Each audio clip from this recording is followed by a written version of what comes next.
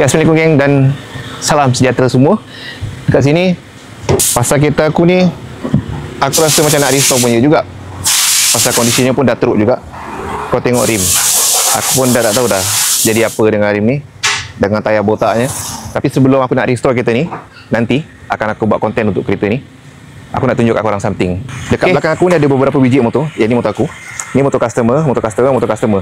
Yang ni semua full restore. Yang ni dah 80% siap. Ada lagi 20%, tinggal nak masuk dia punya cover set dan barang-barang lain je lah. Okey.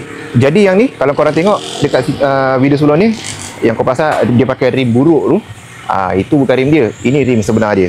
Hari tu rim dia gelong. So jadi kita dah buat balik. Dah okey lah, dah boleh pakai. Jadi motor ni owner restore A to Z daripada condition boleh-boleh dah jadi macam baru. Tapi yang ni lagi 5% saja nak siap. Tinggal tunggu skru cover set. Tinggal tunggu skru cover set je. Lepas tu pasang fairing apa semua settle. Untuk yang ni pula pun sama juga. Asalnya condition dia memang buruk gila-gila. Jadi owner hanya bermodalkan 3.5k untuk nak dapatkan look balik macam ni. Okey. Ini kotor sebab semalam aku bawa hujan, musim hujan kan sekarang. Ini hanya bermodalkan 3.5k. Ini 3.8 ke 9k lebih kurang macam tu lah, dekat-dekat 4,000 lah dia buat.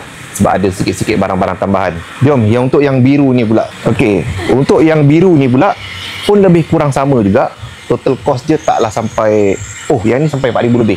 Sebabnya dia punya crankcase dia dah makan, so kita ganti dengan crankcase baru. Crankshaft dia pun dah makan, so kita buat balik ikut pada budget owner.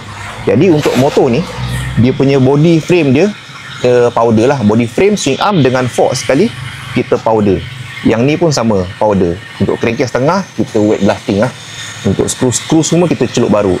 Ini total cost dalam 4,000 lebih something, dekat-dekat 5,000 jugalah. Sebab ada kerosakan yang agak banyak dekat bahagian enjin. Jadi ni dalam lagi beberapa persen je lagi nak siap. Nanti korang tengoklah hasil dia macam mana. Okey. Jadi pada korang dekat luar sana, mana nak buat restore Kawasaki RR, bajet tak berapa nak keras, nak buat ada rupa dah buat tu je, boleh datang dekat Roy Garage. Standby dalam bajet bawah. Kalau korang bajet bawah 4,000, dah boleh buat dah. Dah boleh ada look, dah buat seperti baru. Tapi kalau banyak kerosakan dekat motor tu, kena standby lebih sikit lah. Lagi-lagi bak enjin. Dia paling mahal sekali dekat bak enjin lah. Okay, jadi pada korang dekat luar sana, mana nak buat restore ataupun nak hantar barang saja, nak buat repaint saja, nak buat kemasan dekat motor korang, korang boleh datang dekat Roy Garage. Tim kita dan Roy Garage akan buat yang terbaik untuk motor korang. Apa-apa hal, korang boleh klik nombor yang aku sediakan dekat bawah ni. Okay?